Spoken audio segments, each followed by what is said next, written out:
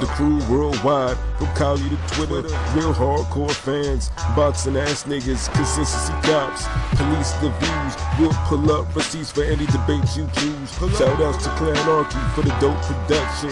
Ring gang stay with the best discussions. Ring gang radio. You know, but speaking of light heavyweights, though, you know, we have one so-called light heavyweight that's been popping his mouth off lately. You know, just been saying anything like he likes the thing to do. Of course, I'm talking about Saul Canelo Alvarez. You know. Oh my God! Yeah. I'm gonna leave that alone. What? That's the motherfucker's name, Saul. You know, niggas want to call him Canelo and shit. Nigga, I call him Saul because his mom called him Saul. You know what I mean? Shit. Well, you just said it just correctly a moment ago, but you said like emphasize, like, you know, the different like there's an SA and a UL right after you like Saul. Like, yeah, cool. Exactly. Yeah. Because it has to be emphasized because it emphasizes my disgust at him. That's why. All right, so, Your Honor. Okay, go ahead, Your Honor. So yes, you know, this dude has been popping off talking about. Now, unfortunately, with Demetrius Boo Boo Andrade, you know, he's not a guy that gets a lot of the high-profile fights for various reasons. You know, he's got to the point I don't even know anymore what's the reason. There's like so many reasons I can't tell anymore. He's very difficult to prepare for. That's for damn sure. He's tall, he's rangy, he moves a lot. He has solid boxings. You know, I mean like stylistically wise, he's a nightmare for anybody. I just mean like where the matchups happen. That's what I'm saying. Where the problems are for that.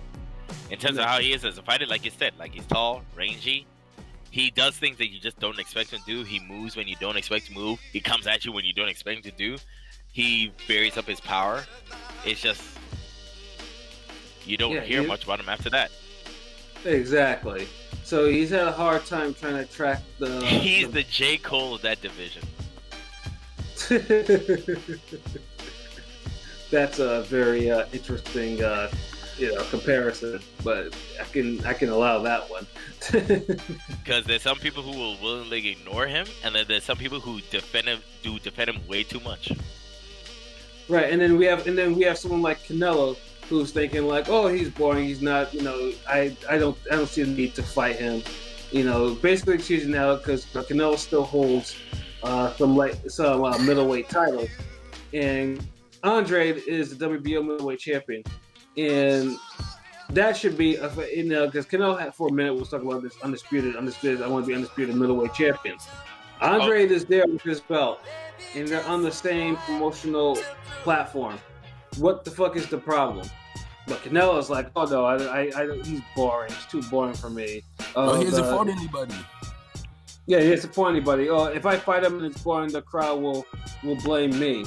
Look at LB ready to go. LB is just ready to go as soon as you say anything. He has like shotgun clips ready for whatever you say. He's ready to shoot it down.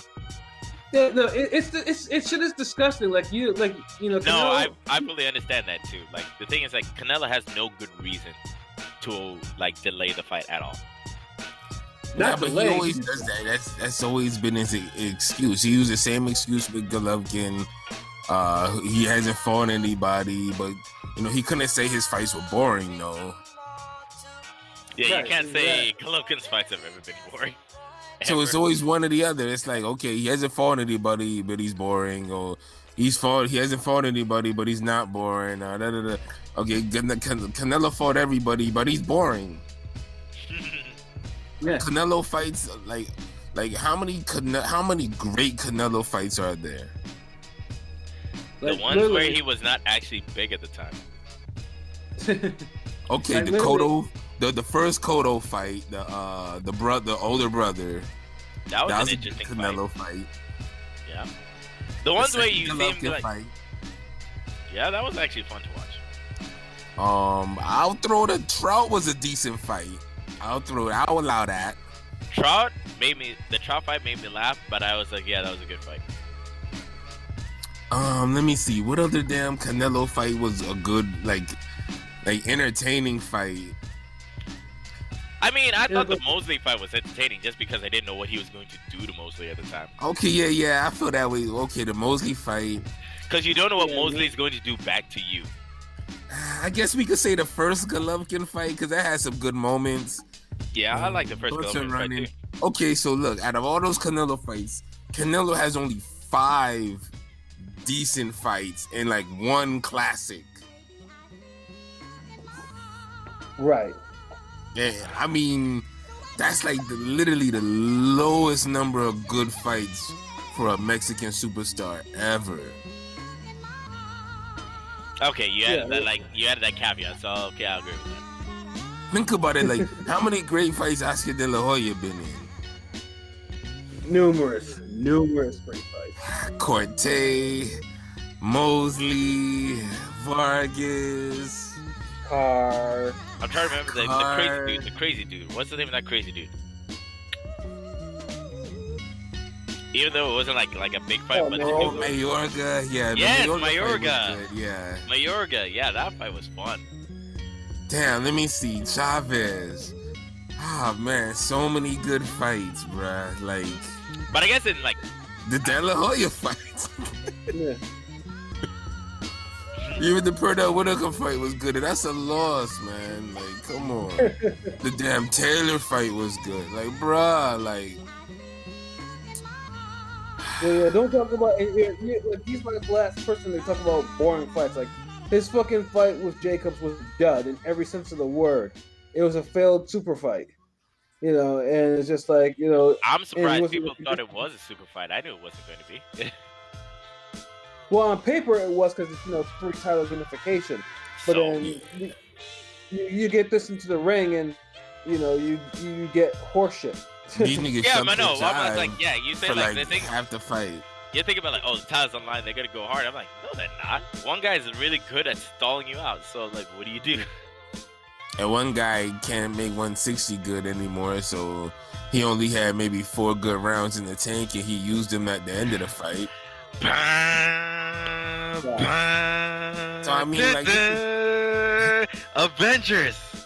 Assemble. So all I'm saying is like Canelo's like the last person to really talk about anybody being boring. Canelo has not put on the amount of fucking great fights it is to call someone boring. Like people say Floyd boring, or he has some boring fights, and Floyd does have some boring fights, but on average, Mayweather has way more entertaining fights than Canelo. Yeah. Like he even had a better fight with Cotto. Oh, that Cotto fight was amazing.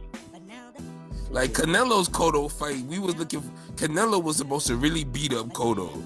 Yeah, Cotto was just like, I'm still here, Papi.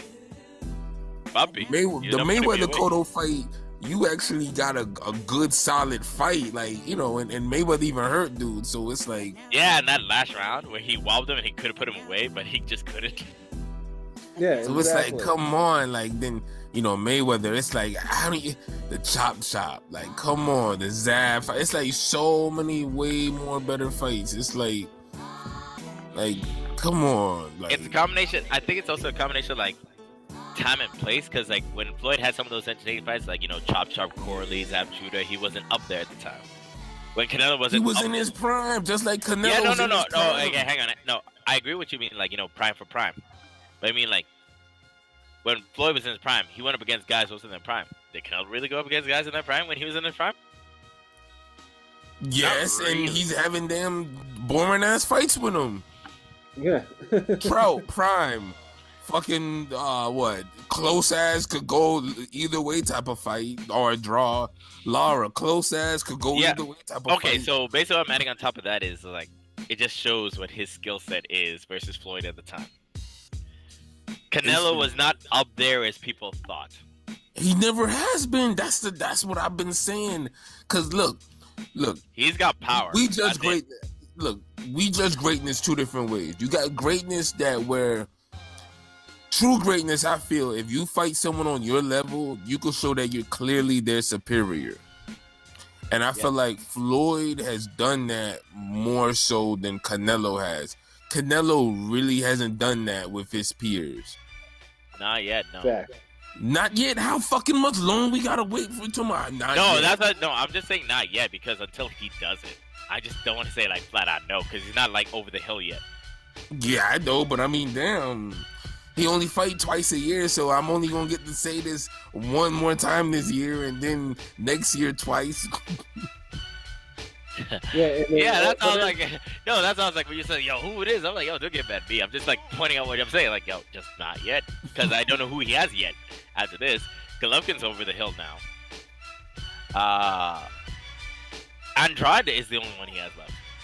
Yeah, the young guy who's undefeated, that's been in his division twice with him. Yeah, that's the guy you don't want to fight. Yeah. Fuck that. Instead, you want to go after, an aging light heavyweight champion who had a hard fight and almost got knocked out by a novice, pretty much. It's just like, and then people are like, "Oh, he's still dangerous." But it's just like, what danger? I mean, I know it's cliche to say go to the body. With Kovalev, that's literally that's what it is, and that's why Kovalev wants him. It's just like you have that information, and then it's like it's not like he's going after Vozdek or Beterbiev or anyone like that. And then people are just like they're drinking the Kool-Aid. But what Canelo's out here talking about, oh no, I can't face Andre, who's prime and probably a lot more dangerous and than Kovalev right now. To make it better, let's break down those statements that he said. So Canelo said Andrade is too boring. Let's try and even remotely see how does he even remotely think that Andrade is boring at all. I've never seen outside of a struggle fight. I've never seen him be. Andre has his moments. Cause look, this is the thing. The same way how we say Canelo looks good for the first half of the fight or the first 4 to 6 rounds, Andre does the same shit. He'll look spectacular the first half of the fight. That's where he scores all his knockdowns, all the highlight reels. Yeah. And then if he can't get this guy out of there, he doesn't put in another gear to keep pounding on him, similar to how he did with the Willie Nelson fight. So is it a case of does he gas out as badly, or no? He doesn't gas out. Canelo gasses out and struggles to the finish line. Yeah, right. Andre kind of just gets bored and just cruise control. He doesn't assert himself like he should or could. Okay. And that's why you could say he's boring. Kind of he gets passionless the second half. He's one of those guys, but he still dominates. Yeah, those guys are who are way too talented for their own good. They'd be like, "Oh, you're not at my level." I'm thinking anime at this point. It's like, "Oh, you're not at my level. I'm just gonna chill at the moment." Yeah, if Zab was an anime, yeah. I mean, I'll still talk about Andrade, not Zab, but anyway. No, I'm saying because people used to that used to be the big criticism of Zab, oh, he must be getting bored in there. No, Zab is just Vegeta. Except Vegeta at least survives the hit. I'm just saying, Zab, people used to get at Zab all the time, he has all this talent, but he's, a little front runner. If he can't get you out of there, he kind of falls apart because he gets bored, he can't focus, don't know what to do. Andre ain't that bad when he falls apart. It's just he can't get you out of there. He doesn't apply himself as much as he could to get you, know what I'm saying, to finish the fight he does in the beginning. If you see the Willie Nelson fight, that's one of the rare times where that's probably his best performance. It's he kept a Mayweather Gotti type of beating throughout the whole fucking fight. Facts. And if he fought like that all the time, he'd be a bigger name. But he has all these hot and cold performances where he can't really get guys out of there, or he doesn't have the effort. And so you got scumbags, and haters and all types of people saying Andrade is boring when he's not really boring. If Andrade boring, then Canelo boring. Both of these guys give you the same type of fights. It's just Canelo's done it against better competition. Only difference. Yeah, that's pretty much what it is. So and it's just Canelo, keep your fucking mouth shut. That's a. Who is he shutting? Because look, Think about it. Let's put this all in perspective. Golovkin was a 4-1 favorite over Derevyanchenko, who's a top 5 middleweight contender. Canelo is going up to light heavyweight and is a 4-1 favorite over Kovalev. Does it even really make a difference? One guy is fighting the same level fight in his division. Another guy is being the favorite. I mean, it almost made me look like Derevyanchenko's a better fighter than Kovalev. Yeah, I personally think if or Kovalev more fought prime. Canelo, no, I think like Demetrius would give Canelo tons of problems. Yeah, I do too. Think about it, like, how big of a fucking risk are you taking if you're going up 2 divisions and you're still a 4-1 favorite? That's called backing. That's all I'm saying. So no one's gonna sit here and tell me Canelo's gonna be a 4-1 favorite over Andrade. And that ain't a 2-1. Hell no. Not at all. I personally think that fight's a 50-50. Of course, but you know the odds gonna favor Canelo because of the plot armor. Of course. Except he's not Goku, so he's not gonna last that well. He got plot armor, bruh. You know he's gonna be the favorite. You mean judge armor, not plot armor. Plot armor is look, when you're a superstar of the sport, you got plot armor. Nani? That's all it is, man.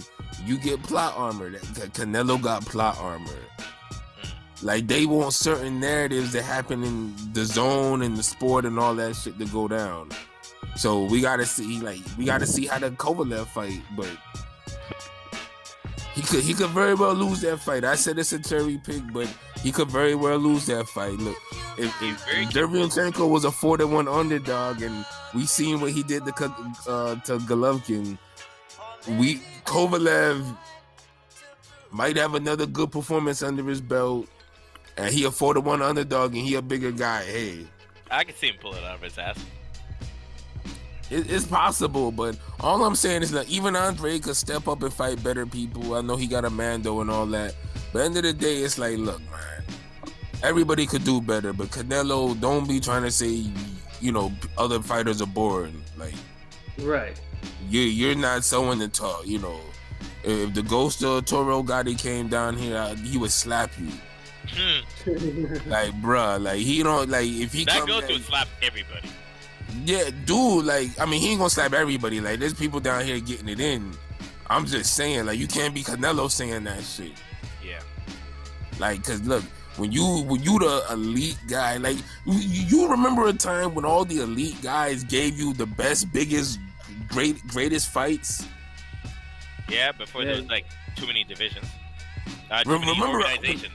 Remember when Oscar De La Hoya had a big fight? The big fight was usually one of the best fights of the year. Yeah. Mm-hmm. Or remember when Fernando Vargas had his run? How often are these elite level guys giving you the best fight of the year and they're the biggest guy in the sport? No, the last person I know is in the amateurs, and he doesn't even know why he gets like murder's row, but he likes it. Because every single time he said, like, I'll quote his own words, he's never been given a bitch for a fight.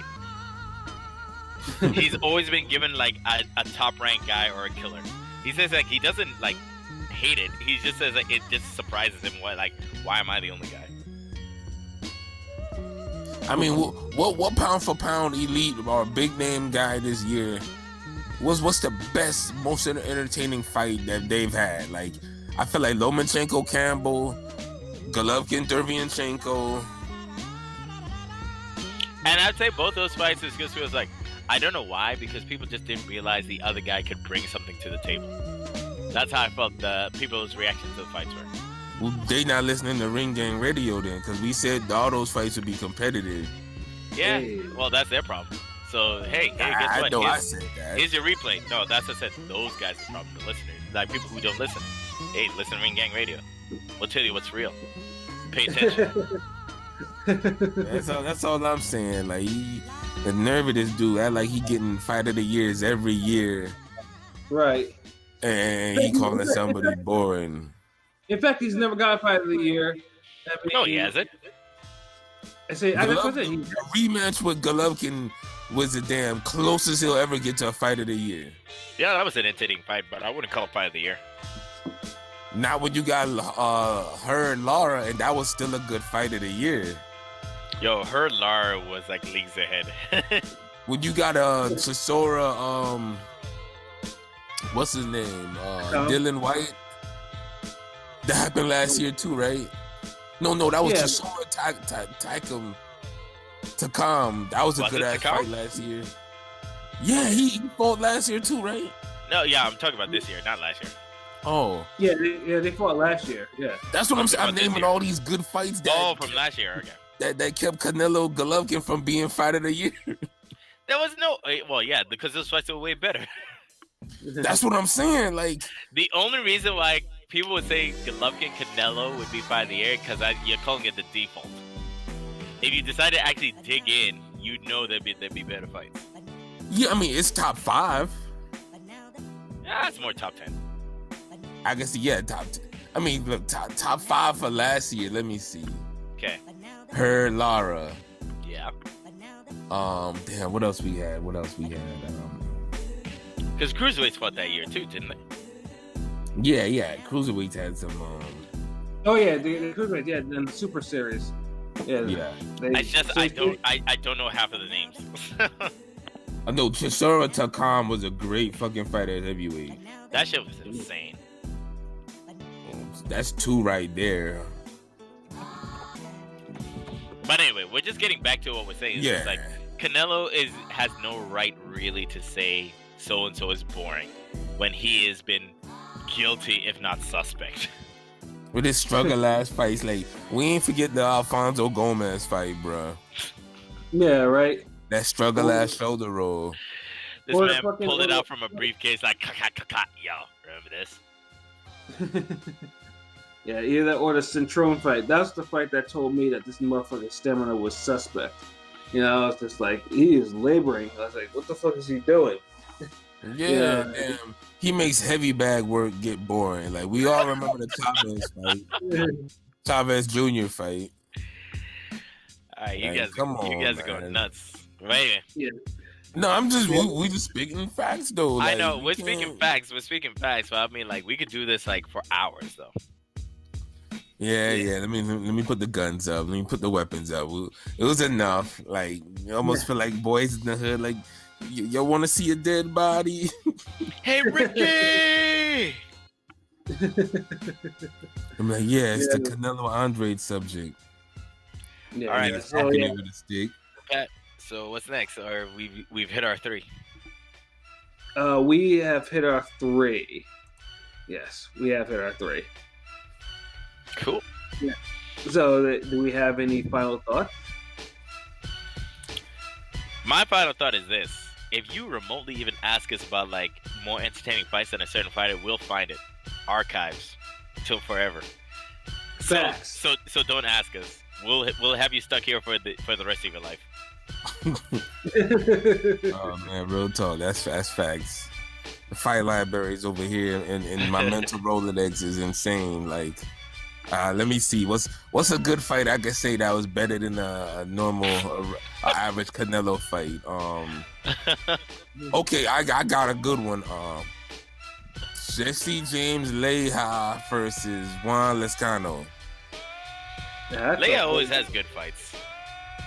That was a pretty good fight, and yes, Leija was robbed. Yeah, that's a random fucking fight out of my mind that I just like, you know what? It was a good fight. That's an average random fucking fight that's better than most of Canelo's fights. Like, I give you that one. I got one. This nice and random. Sean Bay Mitchell versus Ben Tacky. Ooh, that's my fucking favorite. Nah, that's it. That fight was fucking lit. And he was the first one to drop Ben Tacky with that overhand left. Sent his ass down hard. Damn. The combinations. Yeah, damn. I might watch that fight. Fuck that. That's one of my fights. Like, that's on my short list of fights. The only fight I can think of, just because I just don't have as much knowledge as you two, was Chico Corrales versus Castillo. Dude, no. You can't pick the greatest fight of all time. I'm saying like I don't know random like you guys do. But you guys wanted something that was better. But better than the Canelo, better than any the Canelo fight. Yeah. See, that fight is better than any other fight. Yeah, you just literally pick like one of the top 5 fights of all time. So why not use it as a standard? I know, yo, Pat. I know it's better than the Canelo fight. Yeah, what? The best fight. Rafael Marquez, Israel Vasquez, Part 3. Yeah, I've always said. Okay, if you want me to reel it back, I guess look for any of Fernando Vargas's fights when he went up against the Murderer's Row against all the best fighters at the time. Okay, I'll help him out a little bit. Okay, Fernando Vargas versus Corte is a better fight than the average Canelo fight. Corte versus anyone, really. Not that first fight. No, that first fight was bad. It was really, really bad. Or R.I.P. Forrest, though, you know. No, Corte De La Hoya was fun. But Forrest didn't win that fight against Corte. I want to make sure that's actually known. He didn't win that day. Like, Forrest, damn, I want to bet at the fucking boxing gym that day for that fight, though. So I will always defend Forrest for winning that fight. Forrest won that shit. Fuck yeah. He won it officially. He lost that shit, and then Corte legitimately lost to fucking Winky Wright after that. And I'm surprised. And I wasn't even surprised when he's like, you know what? I'm done with this shit. I made my money. I got titles. You know, after those 2 fights. Oh, that's the fight that Jermaine Taylor said. So we all have to agree this was like only 5 people in the audience. Here's the thing. Yeah. For Winky Wright, he had the Uma fight. Winky Wright's biggest opponent was his decisions. That's it. His own decisions about his career. That was it. No, his biggest opponent was the decision to fight hard in the last 2 rounds. That's what I said. His own decisions. So it covers everything. Oh yeah. Speaking of Uma, Uma versus fucking was it Verno Phillips? Yeah, that's a damn good fight. Yeah. And we naming fights in Canelo's division too. So right, this is right. You've been watching boxing. There's a whole bunch of great fucking fights that have been at 154 to, let me see, because Canelo fight everywhere, to 175. Yeah, man. Because Uma had some fights in that one. You know what? Fight Night Champion Europe division is kind of cool if you're Canelo. Because that's like a whole nother level of DLC, and he has all the money for it. That career mode shit out of here. But yeah, like that's all I really got to say on that. Like as far as my final thoughts, bring back Isaac Frost. ringgangeradio.com. We still, we got shit popping all the time. Y'all just check out the website. Make sure y'all 5-star this podcast. Y'all like, comment, subscribe. Please and thank you. Everything. Shout out to my dude Clanarchy Sample Genius. He just dropped the new tape, The Soul of the Sword 3. Y'all make sure y'all go and listen to that on Bandcamp. The food's out there, innit? Yeah, food out there, man. You got lots of jams on that one. Y'all holla at them. Get them peas. You got them hot beats. Y'all be hearing them on the podcast. So yeah, but he always, releasing tapes and shit. So that's his new one, just came out. I'll probably throw it up on Twitter. Y'all see it. So y'all make sure y'all be following us on Twitter and shit. So, ringgangeradio.com. Ring Gang Radio, Ring Gang TV. I'm the Soul Wars, Shutterworth. So, LB. Y'all know what it is. So y'all could keep up to date on all that shit. All the other videos and music shit we always got popping. So y'all be up on that shit, man. And we worldwide, man. Y'all see we out here. So when y'all see our shit, just keep sharing it and keep it going. Exactly. When you get your next beef pie in England, we're here. Silly as hell. Oh man. My final thoughts are, first of all, I just want to, hopefully, thoughts and prayers to Patrick Day. who on the undercard for the Usyk Witherspoon fight, was the opener and fought a hell of a fight against Charles Conwell, which unfortunately ended in a brutal knockout in the final round. And unfortunately, he never regained consciousness from that knockout. So I know he's currently in the hospital in a medically induced coma. So, thoughts and prayers go out to him. Hopefully he recovers 100%, regains his full faculties and whatnot. And but other than that, like I was saying, just follow everything that we do and say, because what we do and say is the shit. That's real talk. And like I said, I'm gonna be in Philly, for the Benavidez Bostic fight. So if you see, a brolic cat with a mini afro and shines in his ears walking around, well, that's me, goddammit. Looking like, looking like I should be heavyweight champion. So yeah, you come up to me, say what up, I'm friendly, whatnot, and say hello. Even though it's in Philly, you know what I'm saying? It looks like Clark Kent. You're good to go. Just talk to him. If he looked like you could take him if he was your size, like if you're short, you're like, damn, why couldn't this guy be like 5'8" or something? Then yeah, it's him. Ha! Oh wow, okay. Like goddamn, like yo, like. Oh, one more thing, man, because we got him on here. Like, how dare we even fucking forget this? Yo, October 27th. Well, I was gonna say for my bid in, but otherwise, yeah, go ahead. Oh, because I thought you did your No, I hadn't said anything yet. Okay, all right. Well, let me just introduce him for y'all. The fight architect. Thank you. We about to do things big. Like a Prince Jay is so too simple. I'm now the fight architect. So you might know me as the referee, you might know me as PJ, but now I'm known as the fight architect.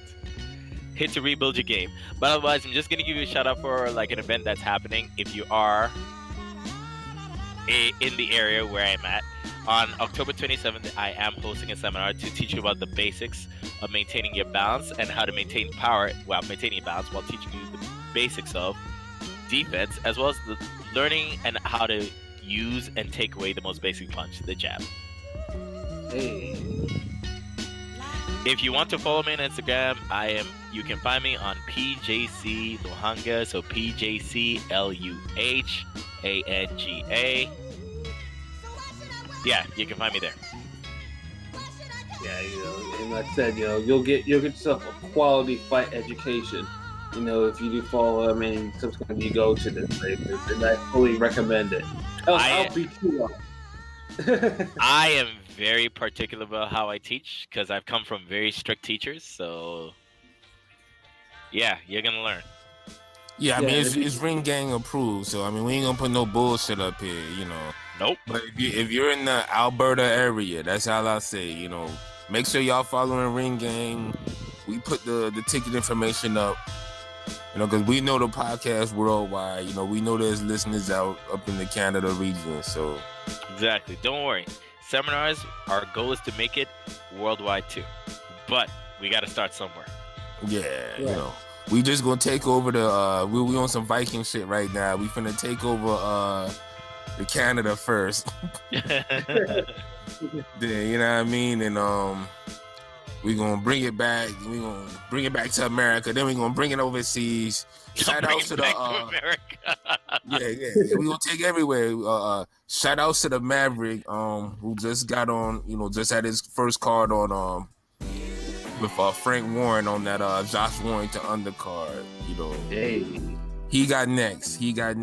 I know that's a prolific dude. Shout out to Prolific Genius One with the video. Y'all know Ring Game video. We everywhere, but yeah. PJ gonna kill this shit with a seminar. Y'all make sure y'all be out there support it. I Test podcast, all of this. This man know his boxing. The footwork, the balance, the 50-50, all that shit, getting the jab. If y'all want to have a little quick introduction to it, y'all go hit the training tab or the training playlist on YouTube or on the website. Look at the training videos. Go to PJ page, the Instagram, see all his little fight clips and everything. Yes, I've taken enough punches to the face to learn this. So, you know, we giving y'all that new fly shit, everything. I mean, how many places giving you highlight videos, articles, you know, weigh-in photos, training seminars? God damn. Yeah, we out there, man. Like, what else we gotta do? For my nigga. Ding, ding, ding, ding, ding. Like what else we gotta do? What's on niggas for? Like, what else we gotta do? Do we gotta just make the super fights happen? Like, we just gotta kidnap the promoters and force them to make fights happen. Like, do we literally gotta go and like, look, man, Canelo, you fighting Andrade. Where's our food, bro? Canelo. Like, we got all the keys right here. Streets is hungry, fam. Streets are hungry, fam. We need to make this. We got the DAZN peas ready. Exactly, fam. Make the fucking blood clot Andrade fight. Hey, Golovkin, Wagwan. Kulo, yeah? Hey, my guy, Canelo, Golovkin, Wagwan, man, hey? But yeah, man, that's all it is, man. Ring Gang forever. Ring Gang taking over. Seminar October 27th. Slowly but surely. Be on the lookout for that shit. We'll be there. That's what it is, man. So yeah, for myself, you know, Patscorpio, the New York representative. For LB, Shutterworth da Gawd, the GOAT artist. For PJ, the referee, the fight architect. You know, this has been another great episode of Real Talk, where those, you know, shit's real, we talk about it. So, yep, until next time. Peace. 1, 2, 3.